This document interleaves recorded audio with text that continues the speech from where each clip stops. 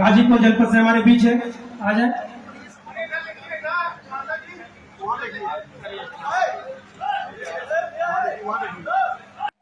शहादत दिवस के इस मौके पर आजमगढ़ की शानदार क्रांतिकारी और शहीदों की सरजमी पर पधारे आदरणीय जनरल मेजर जनरल बख्शी साहब,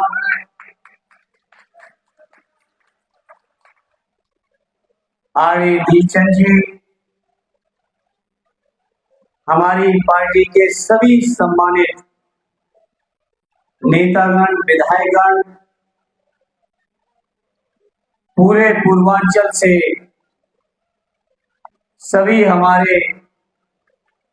शहीदों के उपस्थित परिवारीजन, इस कार्यक्रम के आयोजक और शहीद राम सबूत जी के पिता आदरणीय बाबूजी श्री राजनाथ जी, हमारे नौजवान साथी प्रमोद जी, इस कार्यक्रम में उपस्थित सभी मेरे सम्मानित बुजुर्गों, बड़ी तादाद में उपस्थित मेरी माताओं बहनों और सभी सम्मानित हमारे नौजवान साथियों, पत्रकार मित्रों, आज के इस मौके पर मैं सबसे पहले शहीद राम सबूत जी को श्रद्धा सुमन अर्पित करता हूं और उन जैसे हमारे तमाम वीर सपूत जो देश की सीमा की रक्षा के लिए, देश की एकता और अखंडता के लिए, देश की प्रभुता को बनाए रखने के लिए जिन्होंने अपना सर्वस्व कुर्बान किया है, सबसे पहले मैं ऐसे उन महान सपूतों को नमन करता हूं, श्रद्धा सुमन अर्पित करता हूं। आज के इस मौके पर मैं मेजर जनरल बख्शी साहब का, आरडी दीपचंद जी का मैं हृदय से स्वागत करता हूं, अभिनंदन करता हूं। आजमगढ़ हमारी शानदार सरजमी, जो श्रद्धेय नेताजी की सरजमी रही है, और आज हम इस मंच पर खड़े होकर कह सकते हैं कि देश के शहीदों के बीच, देश के शहीद परिवारों के बीच, देश के हमारे फौजी लोगों के बीच अगर कोई सबसे ज्यादा हमारी फौज के सम्मान के लिए, स्वाभिमान के लिए अगर किसी ने काम किया है तो फख्र के साथ कह सकते हैं वो कोई दूसरा नहीं बल्कि हमारे नेता श्रद्धेय नेताजी है। जहां नेताजी ने फौजी परिवारों के सम्मान के लिए, फौजी भाइयों के सम्मान के लिए, मैं समझता हूं 1996 से पहले दूसरी व्यवस्था थी। हमारे सैनिक सीमाओं पर शहीद होते थे तो उनके कपड़े और टोपी आ जाती थी, परिवार के लोगों को उनके चेहरे में देखने का मौका नहीं मिलता था। जब श्रद्धेय नेताजी देश के रक्षा मंत्री बने तो उन्होंने ये सौभाग्य दिया कि आज राम सबूत जी जैसे अपने शहीदों को कम से कम अपने घरों में हम लोग सम्मान दे पा रहे हैं। ये किसी और की नहीं, आरडी नेताजी की। इसलिए आज इस मौके पर नेताजी की कर्मभूमि पर अपने फौजी भाइयों का जहां मैं सम्मान करता हूं,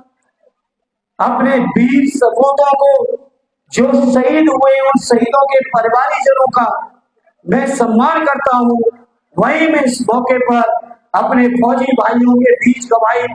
उनकी गवाही में ये बात कहता हूं कि फौजी भाइयों के स्वाभिमान के लिए, उनकी सम्मान के लिए, उनकी सुविधाओं के लिए हम समाजवादी लोग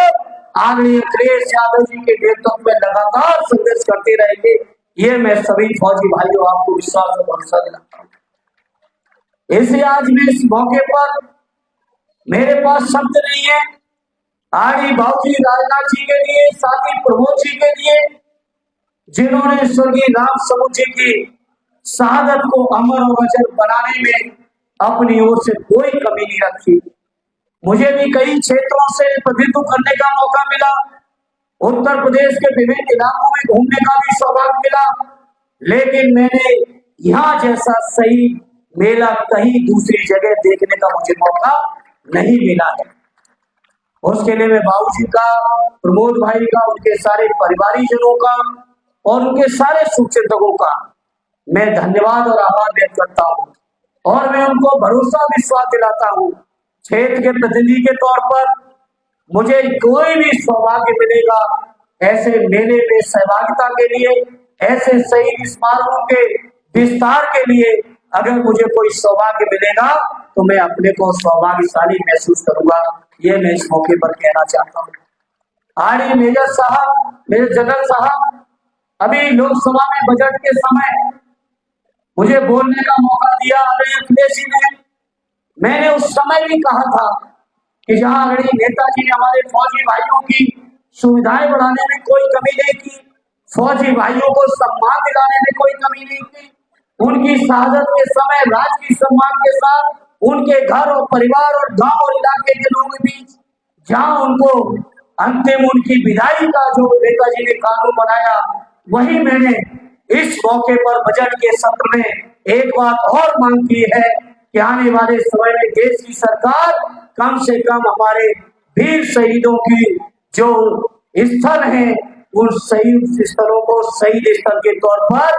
विस्तार करने के लिए भारत सरकार बजट का एलोकेशन करे। इस मांग को भी मैंने अभी लोकसभा में बजट के समय पर रखा है।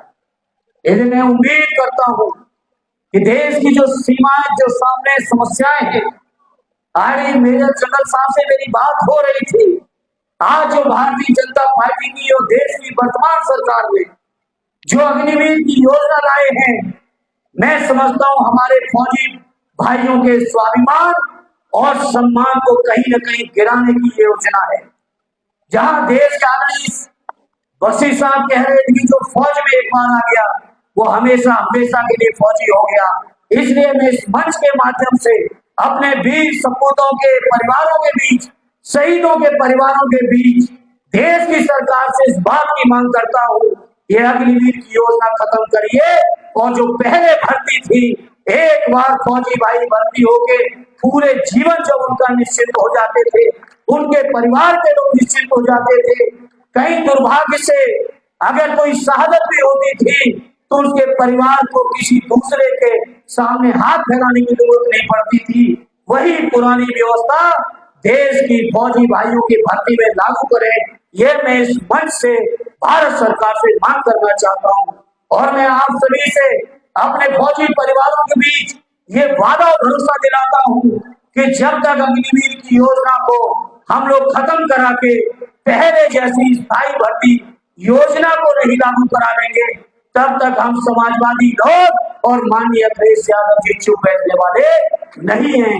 ये मैं सभी अपने फौजी परिवारों को विश्वास और भरोसा दिलाता हूँ। इसलिए मैं आज इस मौके पर अपनी ओर से जहाँ स्वर्गीय राम समूह जी को श्रद्धा सुमन अर्पित करता हूँ, वहीं उन जैसे उन तमाम फौजी भाइयों को जिन्होंने देश की सीमा के लिए शहादत दी है, अपने सभी फौजी भाइयों को श्रद्धा सुमन अर्पित करते हुए आदि राजनाथ जी और प्रमोद जी का हृदय से आभार व्यक्त करते हुए और श्रद्धेय नेताजी की कर्मभूमि पर जनरल बख्शी साहब का, दीपचंद जी का, हमारे शहीद सैनिक परिवारों का मैं हृदय से स्वागत और वंदन और अभिनंदन करते हुए अपनी बात को विराम देता हूँ। जय हिंद, जय भारत।